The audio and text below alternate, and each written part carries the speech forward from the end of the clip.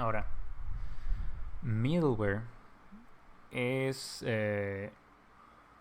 con middleware estamos especificando que la petición antes de pasar al controlador, o bueno, a lo que sea que estén indicando las rutas a continuación, tiene que pasar por esta, digamos, de clase, porque en realidad es una clase, pero no estamos aquí especificando ninguna clase. El middleware es otro concepto del Laravel. Si ven, voy a minimizar la carpeta de controladores y tenemos abajo la carpeta middleware.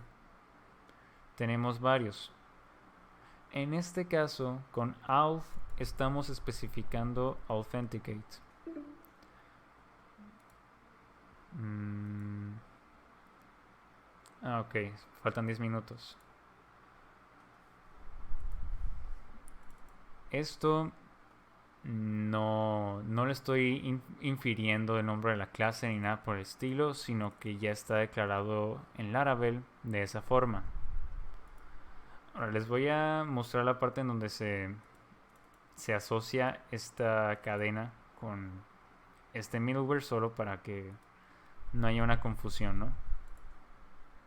Si nos vamos a este archivo que está suelto debajo de HTTP, que se llama kernel, aquí estamos declarando un middleware y aquí más abajo es donde se está declarando el middleware que estamos utilizando. Si ven, esta cadena representará en las rutas esta clase, la de authenticate. Y todo lo que está haciendo esa clase de authenticate es revisar que existe un usuario autenticado. Ahora, ¿cómo va a revisar eso? Es porque cuando hagan la petición el cliente nos va a enviar de nuevo el campo token. Nos lo puede enviar de varias formas, pero tiene que estar presente en la petición. Y eso es lo que está revisando auth, este middleware. Ahora, estos dos puntos especifican que aquí estuvo el nombre de nuestro middleware y aquí a continuación van a estar los argumentos que le vamos a pasar. El middleware es una clase, sí, pero acepta un constructor. Esto que estamos pasando después del dos puntos es el argumento que le estamos enviando al constructor, la cadena student, que en realidad significa perdón, se me está secando la garganta. En realidad significa que el guard de autenticación student es lo que está buscando.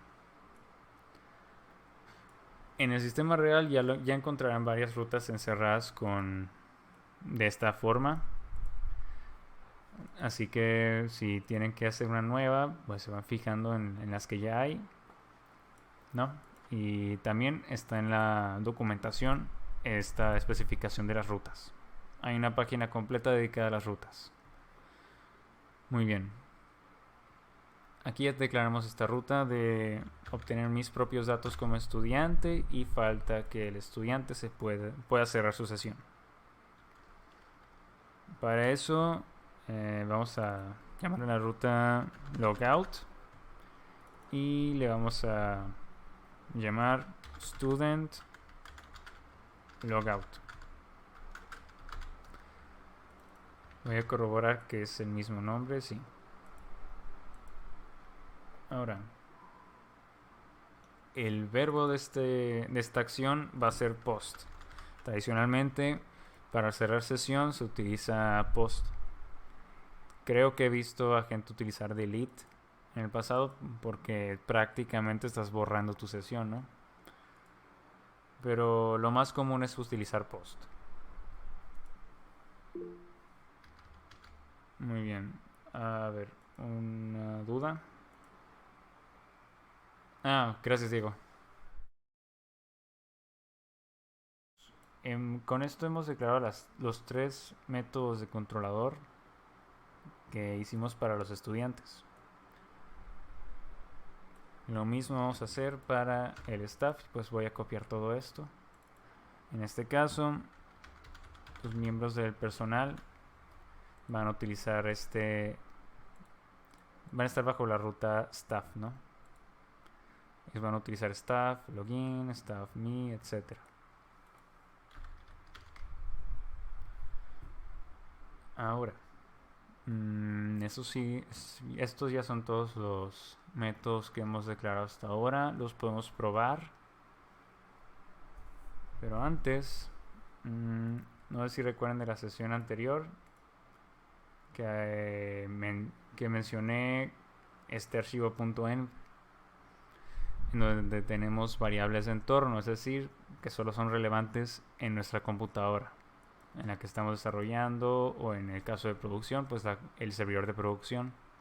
Es aquí donde especificamos la conexión a la base de datos y entre otras cosas, ¿no? Ahora, para ejecutar lo que llevamos, tenemos que tener una base de datos. Y no se preocupen, en un momento la vamos a crear. Pero antes falta arrojar un comando de la librería de JWT. No hemos terminado con ella. Este es el último ya. Voy a abrir una terminal.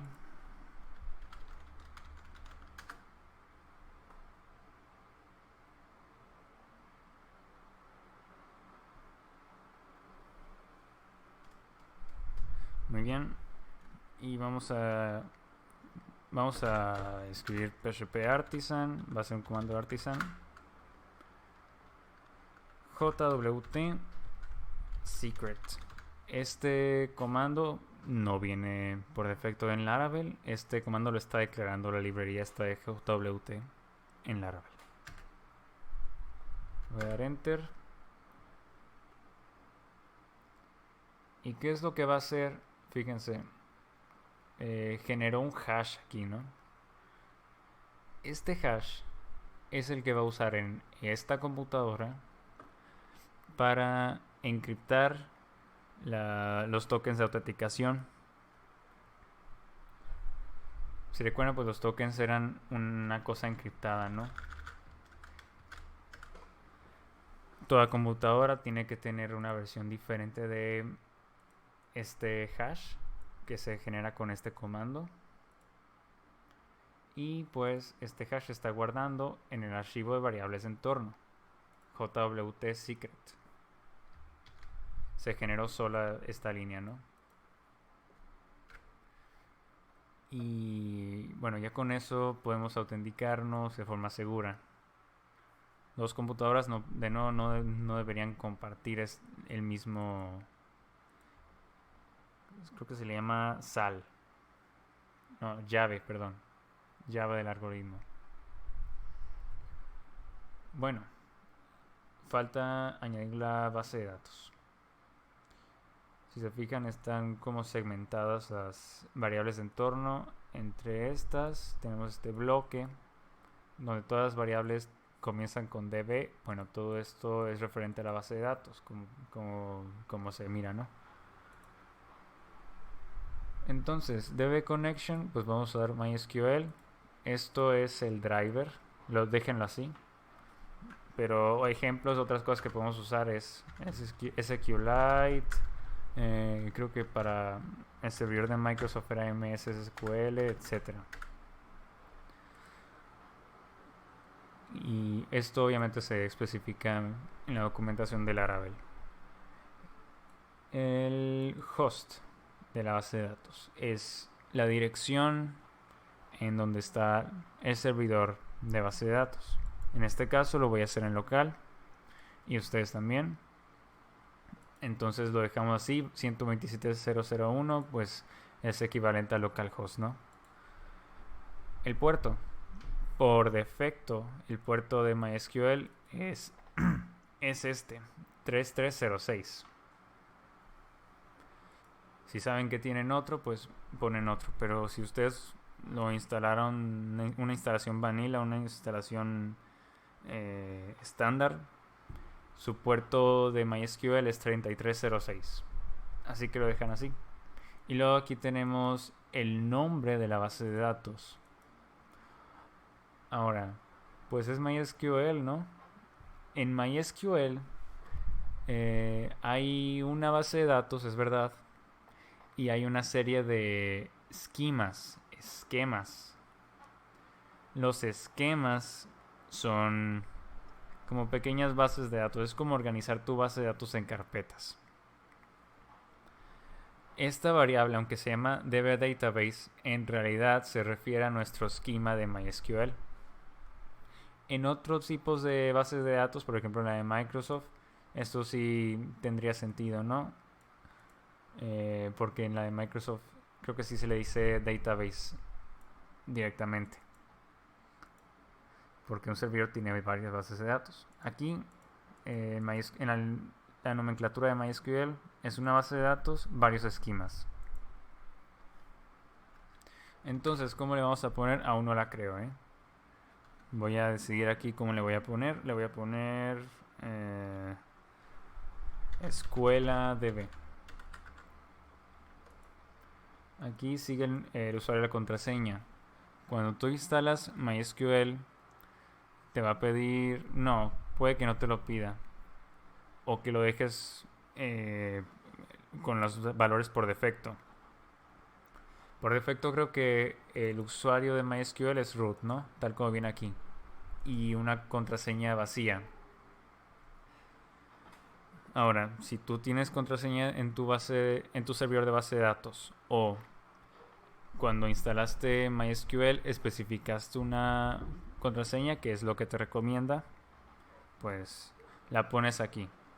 En mi caso, en mi computadora local, siempre le pongo root. Y no tengo ninguna información rara, ¿no? Que tenga que preservar.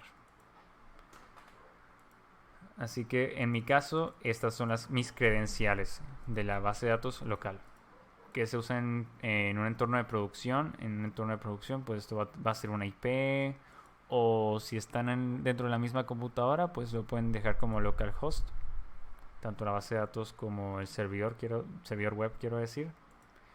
Y pues aquí tendrían otras credenciales, ¿no? Seguramente más seguras. Y bueno, vamos a crear esta base de datos tal cual la especificamos. Ahora, cuando instalan MySQL puede que tengan un programa llamado MySQL Workbench. No sé si llega a haber un caso en el que alguien no lo instale con Workbench o etcétera, ¿no? Pues es una interfaz gráfica, todo es más fácil. Bueno, mejor la uso. La iba a hacer por consola, pero pues seguramente a todos se les va a instalar Workbench. Cuando utilizas el instalador de MySQL Community, se te instala este programa. ¿Y qué es? Pues un manejador de bases de datos. Vamos a esperar que abra el programa.